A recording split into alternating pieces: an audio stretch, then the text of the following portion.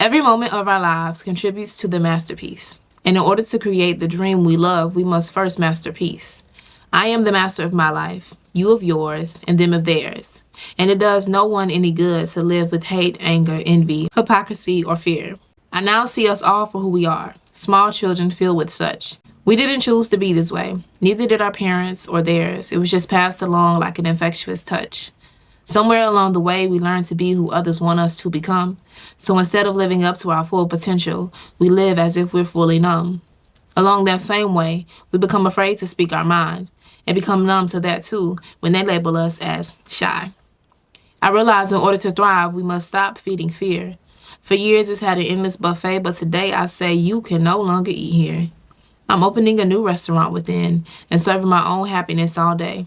And whether or not someone else eats with me, my happiness will always stay. I can only do my part, and I vow to do it well. And I have no expectations from anyone except myself. In any moment, we can change our minds. We all have the freedom to choose. Even when we select to do nothing in a situation, we made that choice to potentially lose. Like when we choose to accept people for who they are, or choose to make them someone they're not. Or when we choose to stay at the bottom when we're too afraid to take the risk to get to the top. I also realize someone can have a bad moment without me joining in. It's really my duty to remain joyful until they're in good spirits again. As much as I observe my surroundings, I must also observe my reactions, because they create routines which create my life, so I really can't afford distractions. The mind and body are two different entities, and I must be able to know which one wants what. There's some things the mind desires that it can get all day, and still is never enough. For example, sex. You know, when you crave that person's touch. In reality, what the mind is really craving is that one thing called love. Once you set your body free from the mind, it all starts to make sense, because we are neither one of them. We are life forces to be reckoned with. And a perk of being this force is having everything we need come to us. We don't have to chase. We don't have to beg. All we have to do is trust.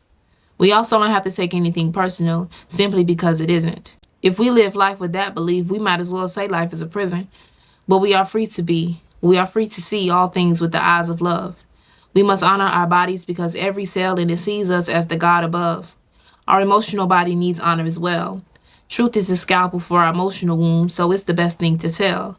Forgiveness is the cleanser we should bathe ourselves in, not for anyone else's sake, but to no longer hurt and suffer with them. Pride is a problem better off left on the sidelines. Loving yourself accelerates healing. These are just a few of the guidelines. Suffering is not normal. It's just been normalized. No more resisting. Let love pour in and watch how you start changing lives. And scene. Highly recommend this book. Highly, highly, highly recommend this book. But that pretty much just summarized everything that was in it. Yeah. Thank you for listening. I love you. I'll call you back.